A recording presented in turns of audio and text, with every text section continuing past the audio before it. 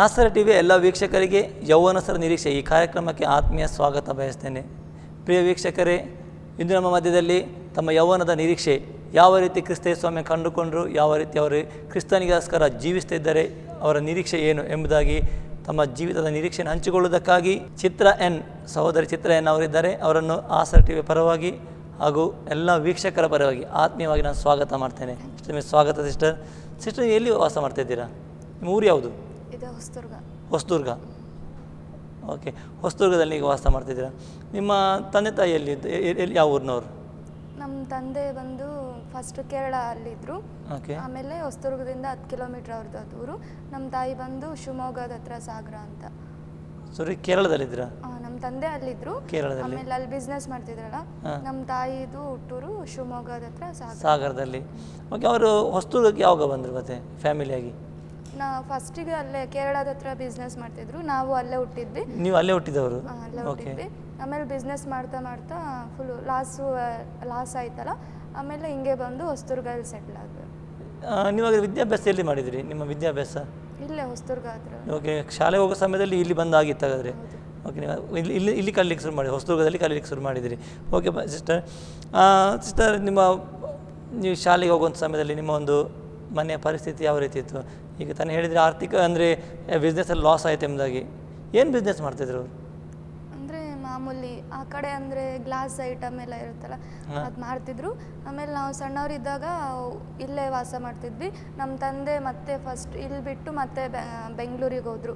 ಅಲ್ಲಿ ನಮ್ಮ ಈ ಊರಲ್ಲಿ ನಾನು ನಮ್ಮ ಅಣ್ಣ ತಾಯಿ ಮಾತ್ರ ಇದ್ವಿ. ಅವರು ಹೊರಗಡೆ ಹೋಗಿ ದುಡಿತಿದ್ರು. ಯಾರು? ನಮ್ಮ ತಂದೆ. ಬೆಂಗಳೂರಿಗೆ ಕೆಲಸ ಮಾಡಿ ಅಲ್ಲಿ ಕೆಲಸ ಮಾಡ್ತಿದ್ರ? ಓಕೆ, ಅಲ್ಲೇ ಇರ್ತಿದ್ರೆ ಬರ್ತಾಯಿದ್ರು ಊರಿಗೆ? ಅಂದರೆ 15 ದಿನ ಹಂಗೆ ಬಂದು ಹೋಗ್ತಿದ್ರು, ನೋಡ್ಕೊಂಡು ಹೋಗ್ತಾಯಿದ್ರು. ಓಕೆ, ನಿಮ್ಗೆ ತಂದೆಗೆ ಇಬ್ಬರು 2 ಮಕ್ಕಳ? ನೀವು ಮತ್ತು ನಿಮ್ಮ ಅಣ್ಣ. ಓಕೆ ಸಿಸ್ಟರ್, ನೀವು ಶಾಲೆಗೆ ಹೋಗುವಂಥ ಸಮಯದಲ್ಲಿ ಯಾವ ರೀತಿ ಒಂದು ವಿದ್ಯಾರ್ಥಿನಿ ಆಗಿದ್ರಿ? ಸಣ್ಣವಳಿದ್ದಾಗ ಇಲ್ಲೇ ಓದ್ತಿದ್ವಿ. ಅಷ್ಟು ಸಣ್ಣವಳೆಲ್ಲ ಇನ್ನೂ ಏನೂ ಗೊತ್ತಿರಲಿಲ್ಲ. ಆಮೇಲೆ ಬೆಳೀತಾ ಚರ್ಚಿಗೆ ಬಂದ್ವಿ. ಆಮೇಲೆ ಸಣ್ಣವರಿದ್ದಾಗ ಅಲ್ಲೇ ಫ್ರೆಂಡ್ಸ್ ಎಲ್ಲ ಸಿಕ್ಕಿದ್ರು. ಅಷ್ಟು ಆತ್ಮಿಕವಾಗಿರಲಿಲ್ಲ. ಚರ್ಚಿಗೆ ಬರ್ಲಿಕ್ಕೆ ಶುರು ಮಾಡಿದ್ವಿ. ಮೊದಲನೇ ಚರ್ಚಿಗೆ ಬರ್ತಾ ಇದ್ರು. ಹಾಗಾದರೆ ನೀವು ಕ್ರಿಸ್ತನ ಕಂಡುಕೊಂಡದಕ್ಕೆ ಅಂದರೆ ನಿಮ್ಮ ಫ್ಯಾಮಿಲಿ ಅಥವಾ ನೀವು ಸಣ್ಣದಲ್ಲಿರುವಾಗ ನಿಮ್ಮ ತಂದೆ ಯಾವ ರೀತಿ ಕಂಡುಕೊಂಡ್ರು? ಅದೇ ನಮ್ಮ ತಂದೆ ಅಕ್ಕ ಇದ್ದರು, ಅವರಿಗೆ ಕ್ಯಾನ್ಸರ್ ಇತ್ತು, ಬ್ಲಡ್ ಕ್ಯಾನ್ಸರ್. ಅವ್ರು ಎಲ್ಲಿ ಇದ್ರು? ಅವರು ಕೇರಳದಲ್ಲಿದ್ದಾಗ ಬ್ಲಡ್ ಕ್ಯಾನ್ಸರ್ ಇತ್ತು. ಎಷ್ಟು ಆಸ್ಪತ್ರೆ ತೋರಿಸಿದ್ರು ಚೆನ್ನಾಗಾಗಿರಲಿಲ್ಲ. ಆವಾಗ ಅಲ್ಲಿ ಕೇರಳದಲ್ಲಿ ಒಂದು ಪಾಸ್ಟ್ರ್ ಇದ್ದರು. ಅವ್ರು ಬಂದು ಹಿಂಗೆ ಅವ್ರು ವಾಸ ಮಾಡ್ತಿದ್ರಲ್ಲ, ಅಲ್ಲಿ ಬಂದು ಸುವಾರ್ತೆ ಹೇಳಿದ್ರು. ಆಗ ನಮ್ಮ ತಂದೆಯವರು ಚರ್ಚಿಗೆ ಕರ್ಕೊಂಡೋದ್ರು. ಆಗ ಚೆನ್ನಾಗಾಯಿತು. ಅವಾಗಿಂದ ಫಸ್ಟಿಂದ ಇನ್ನೂ ನಾವು ಸಣ್ಣವರಿದ್ವಿ, ಆವಾಗಿಂದನೇ ದೇವ್ರನ್ನ ಕಂಡ್ಕೊಂಡ್ವಿ. ಓಕೆ, ಹಾಗಾದರೆ ಅವರು ಬಂದು ಸುವಾರ್ತೆ ಸಾರಿದ್ರು. ಅದಕ್ಕೆ ಮೊದಲು ನಿಮಗೆ ಯೇಸುಸ್ವಾಮಿ ಬಗ್ಗೆ ಅಂದರೆ ತಂದೆ ತಾಯಿಗಳಿಗೆ ಯೇಸುಸ್ವಾಮಿ ಬಗ್ಗೆ ಏನೋ ಗೊತ್ತಿತ್ತಂತ? ಗೊತ್ತಿತ್ತು ಅಂದರು. ಅವರು ಅಷ್ಟು ಫುಲ್ ವಿಗ್ರಹಾರಾಧನೆಯಲ್ಲಿದ್ದರು. ಅಷ್ಟು ಅದನ್ನು ಬಿಟ್ಟು ಹೆಂಗೆ ಬರೋಣ ಅಂತ ಬರ್ತಿರ್ಲಿಲ್ಲ. ಸ್ವಾಮಿ ಅಂದರೆ ಆಗ್ತಿರ್ಲಿಲ್ಲ. ಆದರೆ ಯಾವಾಗ ಸುವಾರ್ತೆ ಸಾರಿ ಒಂದು ರೋಗಕ್ಕೋಸ್ಕರ ಕರ್ಕೊಂಡು ಹೋದ್ರು, ಅಲ್ಲಿ ಸಂಪೂರ್ಣ ವಾಸಿ ಆಯಿತು. ಅದ ನಂತರ ಅವರು ತಂದೆ ತಾಯಿ ಇಬ್ಬರು ಕೂಡ ರಕ್ಷಣೆ. ನಮ್ಮ ತಾಯಿಗೂ ಒಂದು ಕಾಯಿಲೆ ಇತ್ತು. ಅಂದರೆ ನಾವು ಅಲ್ಲೇ ಇನ್ನೂ ಸಣ್ಣವರಿದ್ವಿ. ಅವರು ಹಂಗೆ ವ್ಯಾಪಾರಕ್ಕೆ ಹೋಗ್ತಿದ್ರು ನಮ್ಮ ತಂದೆ ಜೊತೆ. ಆಗ ಅದು ಸೊಳ್ಳೆ ಕಚ್ಚಿ ಅದರಿಂದ ಡೆಂಗು ಅಂತ ಆ ಕಾಯಿಲೆ ಬಂತು. ಅದು ಒಂದು ಸೊಳ್ಳೆ ಕಚ್ಚಿದ್ದಕ್ಕೆ ನೆಕ್ಸ್ಟು ಆಸ್ಪತ್ರೆಗೆ ತೋರಿಸಿದ್ರೆ ಡಾಕ್ಟ್ರು ಉಳಿಯೋದೇ ಇಲ್ಲ ಅಂತ ಹೇಳಿದ್ರು. ಅದು ಒಂದು ಇಂಜೆಕ್ಷನ್ನು ಡೈಲಿ ತಗೊಳ್ತಾ ಇರಬೇಕು, ಅದು ಮಿಸ್ ಆದರೆ ಸತ್ತೋಗ್ತಾರೆ ಅಂತ. ಇಷ್ಟೊತ್ತಿಗೆ ಆಮೇಲೆ ಅದರಲ್ಲೂ ಅಷ್ಟೇ ಪಾಸ್ಟ್ರು ಬಂದರು, ಅದಕ್ಕೆ ಸುವಾರ್ತೆ ಹೇಳಿದ್ರು. ಆಮೇಲೆ ಚರ್ಚಿಗೆ ಕರ್ಕೊಂಡೋಗಿ ಪ್ರೇಯರ್ ಮಾಡಿದ್ರು. ಆಮೇಲೆ ರಾತ್ರಿ ನಮ್ಮ ತಂದೆಗೆ ಕನಸಲ್ಲಿ ಯೇಸುಸ್ವಾಮಿ ಕಾಣಿಸ್ಕೊಂಡ್ರು.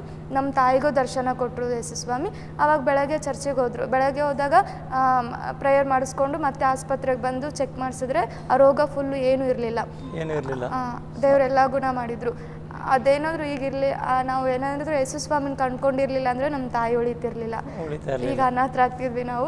ಯೇಸುಸ್ವಾಮಿ ನಮ್ಮನ್ನು ಕೈ ಬಿಡಲಿಲ್ಲ, ಚೆನ್ನಾಗಿ ಮಾಡಿದ್ರು. ಆವಾಗ ನಾವು ದೇವ್ರ ಹತ್ರ ಬಂದ್ವಿ. ಓಕೆ, ನೀವು ತಂದೆ ತಾಯಿಯವರು ಕ್ರಿಸ್ತನ ಬಳಿಗೆ ಬಂದರು. ಆಗ ನಿಮ್ಮ ಚಿಕ್ಕ ಪ್ರಾಯ ಬಾಲ್ಯದ ನೀವು ಇದ್ದೀರಿ, ನಿಮಗೆ ಅಷ್ಟು ಜ್ಞಾನ ಇರಲಿಲ್ಲ.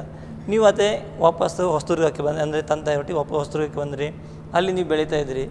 ನೀವು ಅಲ್ಲಿ ಚರ್ಚಿಗೆ ಬೆಳೀತಿರ್ಬೇಕು, ಚರ್ಚಿಗೆ ಅಂದರೆ ಚರ್ಚಿಗೆ ಹೋಗ್ತಾಯಿದ್ರ ತಂದೆಯವರೊಟ್ಟಿಗೆ? ಎಲ್ಲಿ ಚರ್ಚಿಗೆ ಹೋಗ್ತಾಯಿದ್ರಿ? ಫಸ್ಟಿಗೆ ಬೇರೆ ಕಡೆ ಚರ್ಚಿಗೆ ಹೋಗ್ತಿದ್ವಿ. ಆಮೇಲೆ ಬರ್ತಾ ಬರ್ತಾ ಈ ಚರ್ಚಿಗೆ ಬಂದ್ವಿ.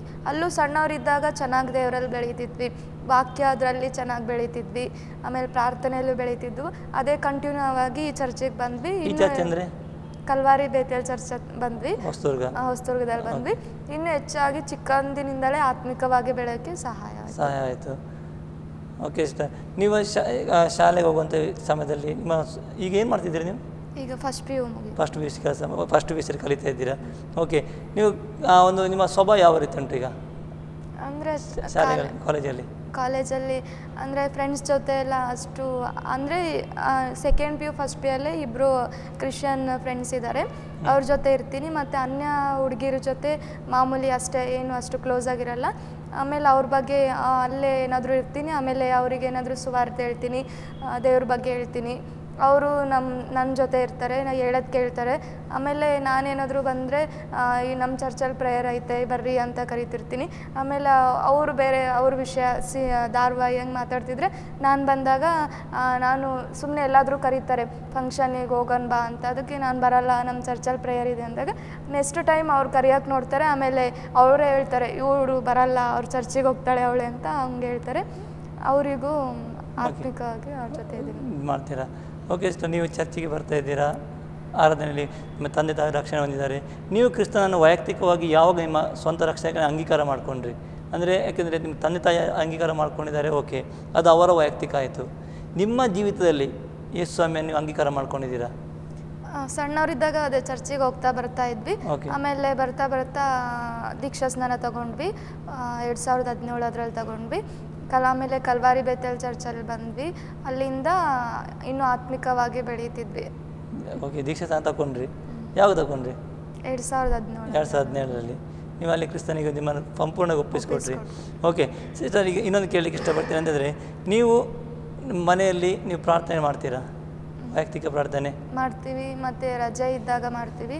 ಡೈಲಿ ಪ್ರತಿದಿನ 1 ಗಂಟೆ 2 ಗಂಟೆ ಪ್ರಾರ್ಥನೆ ಮಾಡ್ತೀವಿ. ಸತ್ಯವೇದ ಓದ್ತೀವಿ. ಸತ್ಯವೇದ ಕೂಡ ಓದ್ತೀರಾ? ನಂದು ಇನ್ನೊಂದು ಕ್ವಶನ್ ನೀವು ಈಗಲೇ ಆನ್ಸರ್ ಕೊಟ್ರಿ. ಓಕೆ, ಅಲ್ಲ, ಓಕೆ ಸಿಸ್ಟರ್. ಮತ್ತು ಅದೇ ನಿಮ್ಮ ಕುಟುಂಬ ಪ್ರಾರ್ಥನೆ ಮಾಡುವಂಥ ಅಭ್ಯಾಸ ಉಂಟು ಮನೆಯಲ್ಲಿ?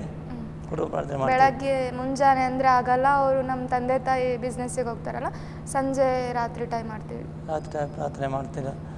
ಓಕೆ ಸಿಸ್ಟರ್, ಮತ್ತು ಇನ್ನೊಂದು ಅಂತ ಹೇಳಿದ್ರೆ ನೀವೆಲ್ಲ ಕ್ರಿಸ್ತನ ಬಳಿಗೆ ಬಂದಿದ್ದೀರಾ.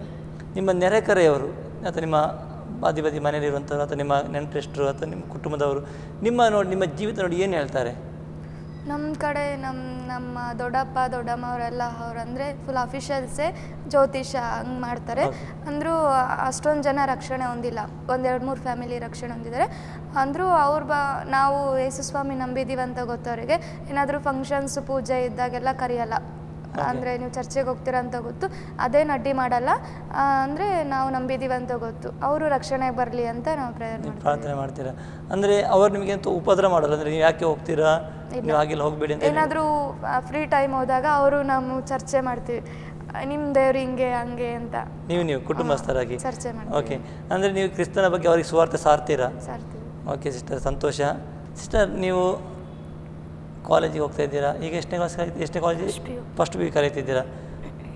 ನಿಮ್ಮದೊಂದು ಯೌವನ ಪ್ರಾಯ. ಈಗ ನಿಮ್ಮ ಕಾಲೇಜಿನಲ್ಲಿ ನಿಮ್ಮದಂಥ ಸ್ನೇಹಿತರು, ಯಾಕೆಂದರೆ ಎಲ್ಲರೂ ಸ್ನೇಹಿತರೆ. ಆ ಸ್ನೇಹಿತರು ಅವರು ಸಿನಿಮಾಕ್ಕೆ ಹೋಗ್ತಾರೆ, ಧಾರಾವಾಹಿ ನೋಡ್ತಾರೆ, ಅಥವಾ ಬೇರೆ ಇನ್ನಿತರ ಕೆಲಸಗಳೆಲ್ಲ ಮಾಡ್ತಾರೆ. ಅವರನ್ನು ನೋಡುವಾಗ ನಿಮಗೆ ಯಾವಾಗ ಆಸೆ ಆಗ್ತದೆ, ನಾನು ಕೂಡ ಒಂಚೂರು ಸಿನಿಮಾಗೆ ಹೋಗಿದ್ರೆ ಆಗುತ್ತದೆ ಎಂಬುದಾಗಿ ಅದುಂಟ? ಅದೇನಿಲ್ಲ, ಅಂದರೆ ಫುಲ್ಲು ಹಿಂಗೆ ಕುತ್ಕೊಂಡು ಮಾತಾಡ್ತಿದ್ದಾಗ ಹುಡುಗಿರೆಲ್ಲ ಮಾತಾಡ್ತಾರೆ ಸಿನಿಮಾ ಬಗ್ಗೆ, ಧಾರಾವಾಹಿ ಬಗ್ಗೆ ಎಲ್ಲ. ಆವಾಗ ನಾನು ಮನಸಲ್ಲೇ ಪ್ರೇಯರ್ ಮಾಡ್ಕೊತಿರ್ತೀನಿ, ಇವರು ಚರ್ಚೆ ಬಂದಿದ್ರೆ ಚೆನ್ನಾಗಿರುತ್ತಲ್ಲ, ಇವರು ನಾಶವಾಗಿ ಹೋಗ್ತಾರಲ್ಲ ಅಂತ. ಅಷ್ಟೊತ್ತಿಗೆ ನಾನು ನಮ್ಮ ಚರ್ಚ್ ಬಗ್ಗೆ ಏನಾದರೂ ಹೇಳ್ತೀನಿ. ಹಂಗೆ ಖಂಡಿತ ಭಾರಿ ಒಳ್ಳೆ ಉತ್ತರ ಕೊಟ್ರಿ.